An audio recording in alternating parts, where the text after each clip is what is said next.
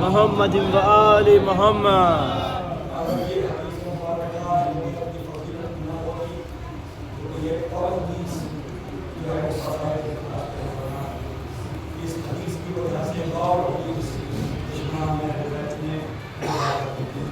جس کا مفہوم یہ ہے کہ نبی کریم نے فرمایا اصحابی کلہم نجوم، میرے سارے صحابہ ستاروں کے ایہم تبعتم من تبعتم، اور تم جس کی بھی اقتداء کرو گے ہدایت پا جاؤ گے.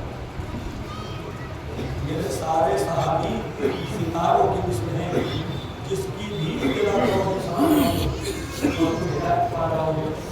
یہ حدیث کیوں مولا کرتی پڑی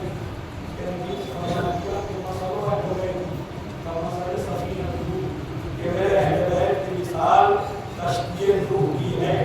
تو انہیں کہا کہ کشتی چلتی رہے سمندر میں جب تک ستارے ڈائریکشن کریں.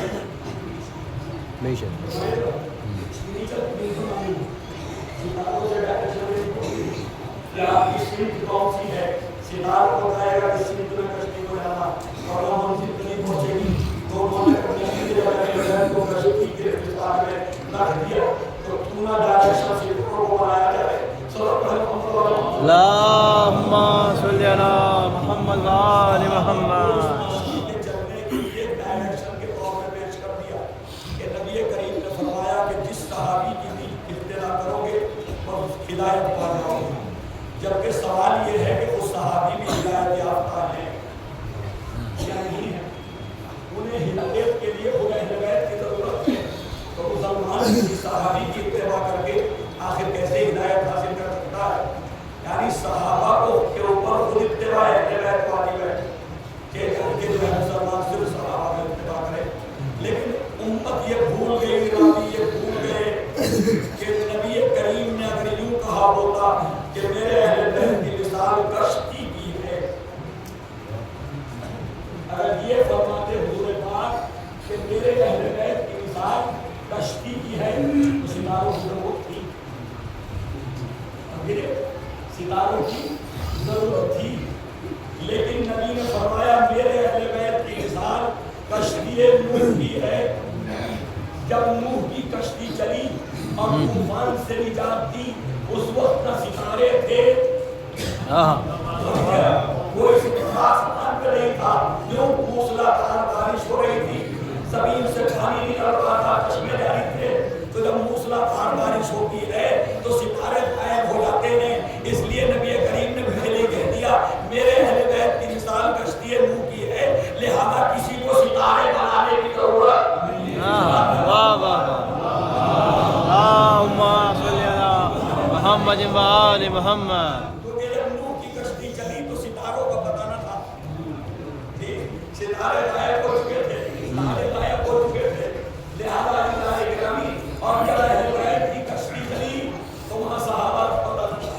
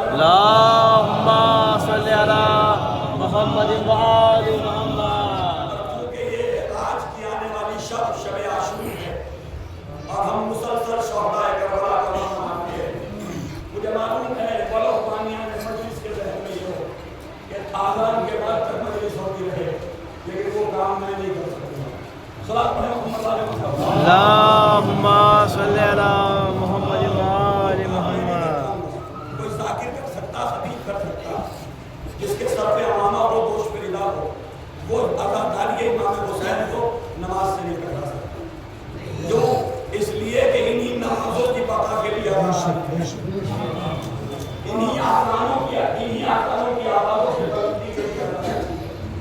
تو عزیزان گرامی بس آ جائیے، آمادہ ہو جائیے گریا کے لیے۔ آپ کے اور میرے مولا ایک سے قربانی پیش کر رہے ہیں، اور آج ہمیں جس کی مصیبت پڑھنا ہے اور جس کا تعلق اٹھانا ہے، جس کا شبیہ جنازہ برآمد ہوگا، وہ ہم شبیہ رسول حسین کا وہ جوان، کہ اگر وہ جوان مدینے میں گھر سے نکلتا تو تابعین اہل مدینہ اس کے چہرے کو دیکھتے تو کیسا حسین و جمیل، کیسا خوبصورت۔ لیکن اللہ نے حسین ابن علی آپ کے میرے مولا جب عباس نہ رہے، جب قاسم نہ رہے، جب محمد نہ رہے، ایک مرتبہ علی اکبر ہاتھوں کو جوڑ کے بابا کی خدمت میں آئے، بابا اب ہمیں بھی مرنے کی اجازت دے دیجیے، بابا اب ہمیں بھی مرنے کی اجازت دے دیجیے۔ ایک مرتبہ میرے مولا نے اپنے لال کو سر سے پیر تک دیکھا، اور دیکھنے کے بعد اپنے گلے سے لگا کے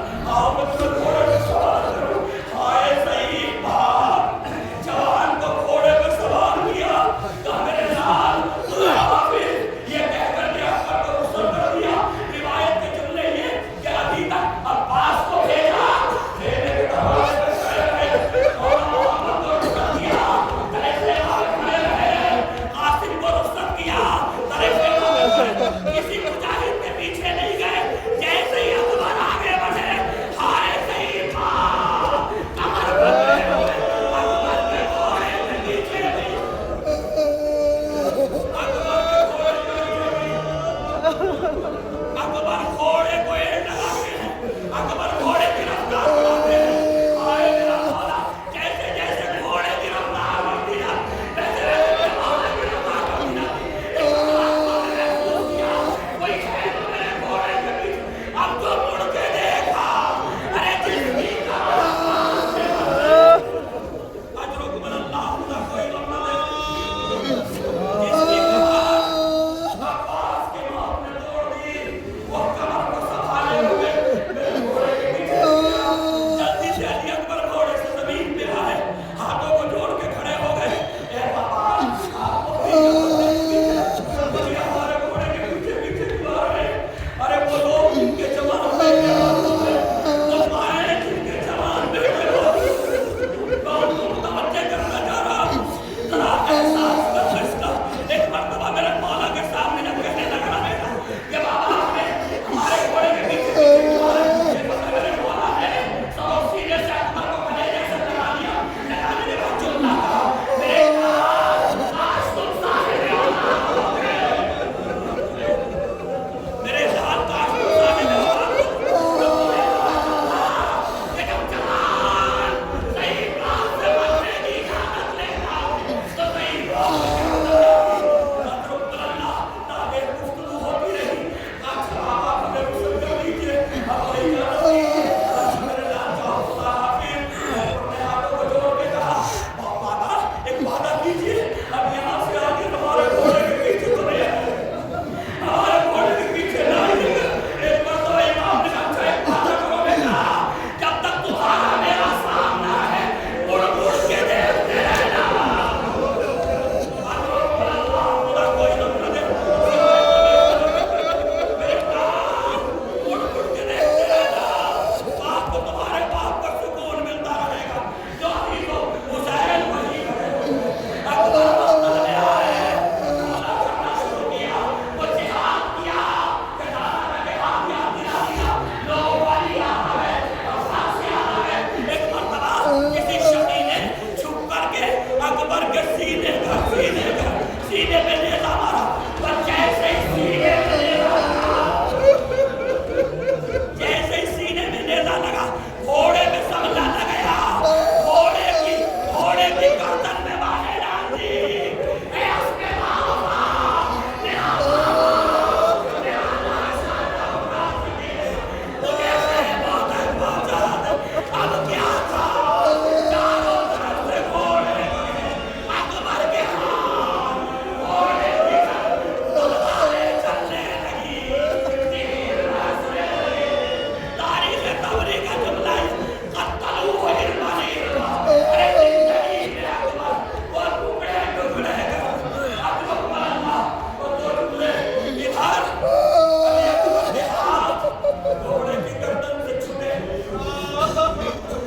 ادھر علی اکبر کے ہاتھ گھوڑے کی گردن سے چھٹے، اور اکبر منہ کے بل زمین پہ گرے۔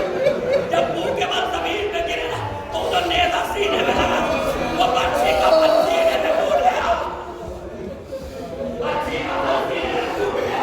آواز دی یا علیک من السلام، بابا اکبر کا میرے مولا تو ہے، اے نائن علی، اے نائن علی، میرے نام تمہاری سان حسین کی بینائی تھی، اب حسین میں کچھ نظر نہیں آتا، میرے نام آواز دو، میرے نام آواز دو، تاکہ تمہاری آواز کے ساتھ علی کو خدا کسی کو منظر نہ دکھائے۔ جب حسین بیٹے کے لاشے پہ پہنچے گا، جب میرے مولا بیٹے کے لاشے پہ پہنچے، عجیب منظر دیکھا، جوان بیٹا خون میں ایڑیاں رگڑ رہا ہے، جوان بیٹا خون میں ایڑیاں رگڑ رہا ہے۔ قریب بیٹھ گئے، میرے لال کیا کوئی تکلیف ہے؟ نہیں چاہتے اکبر کہ باپ کو پتا چلے کہ سینے میں زندہ ٹوٹ گئے، نہیں بتانا چاہتے، ہاتھ سے چھپا دیا زخم سینہ کو۔ ایک مرتبہ امام نے فرمایا میرے لال ابھی تم میں حیات باقی گفتگو ہو رہی ہے، بہت کم مجاہد ہیں کہ زندگی میں امام پہنچے ہیں، عزیزان گرامی گفتگو ہو رہی تھی۔ ایک مرتبہ امام نے کہا میرے لال ابھی تمہارے اندر حیرت باقی ہے، میرے لال میں چاہتا ہوں آخری بار اپنی پتنیوں کا دیدار کرو۔